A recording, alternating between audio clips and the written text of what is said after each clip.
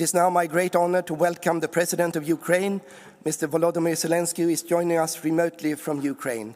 Mr. President, the floor is yours. Thanks so much, dear ladies and gentlemen, dear Sweden, honorable Mr. Speaker, and all the friends, dear Ruslan. I'm glad that the Ukrainian Crimean platform and its parliamentary track continues to work and keeps attention on a simple truth. Every nation and every state must be respected, and the core principle that kept Europe peaceful longer than at any other time in its history must be protected. These principles are clear: respect for human life, no changing borders by force, and no spheres of influence, a polite term used to cover the desire to dominate other nations and wage wars of aggression. This is exactly what the Crimean platform stands for, refusing to accept that launching wars of conquest is normal and refusing to normalize cruelty toward people and nations. Thank you for taking this principled position and for clearly stating that the annexation of Crimea in 2014 was illegal. We all understand the global reality. In a world of hundreds of nations, there are thousands of potential wars, some frozen, of course, some hidden under old deals, some still smoldering. But in most cases, peace is upheld by international law, by conventions, agreements, and the UN Charter. If these principles do not work here in Europe, then where will they work? It is a rhetorical question, and behind it lies a global fear that war, not peace, could again become humanity's everyday reality, as in darker times. We cannot allow this. Right now, we are at a critical moment, and we are working closely with the United States, with European partners, with many others to define steps that can end Russia's war against us, against Ukraine, and bring real security. And there is a lot of noise in the media, a lot of political pressure, and even greater responsibility for the decisions ahead.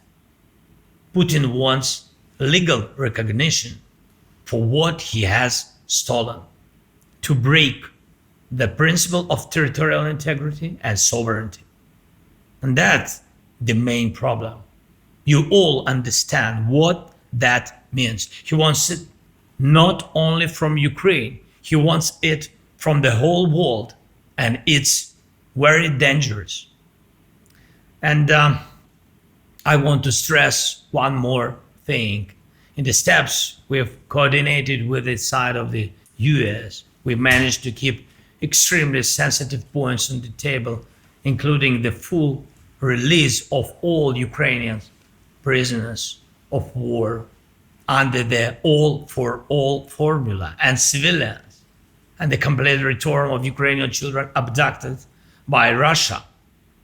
These are important steps, but to achieve real peace, more is needed. Of course, we all continue working with partners, especially the United States, and look for compromises that strengthen but not weaken us. And we will continue explaining how dangerous it is to pretend that aggression is something one can simply overlook and move on. And I ask you, do not stay silent. Do not be passive observers of history. Be participants. It is important to support Ukraine now, and I thank you for that support. It is important to support the negotiation process, and I am grateful for every piece of advice and every bit of information we receive from European leaders. And it is crucial to support the principles on which Europe stands, that borders cannot be changed by force.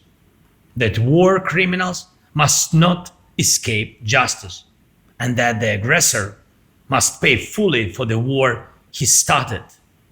And this is why decisions on Russian assets are essential. Please support these decisions, and above all, keep pressure on Russia. Russia is still killing people every day. Occupied territories remain occupied. And that means Russia remains a criminal state. Today, almost 70 parliamentary delegations are present, and if parliaments in Europe, in the world, do not close their eyes to this, then no one will. Thank you for your support. Slava Ukraini!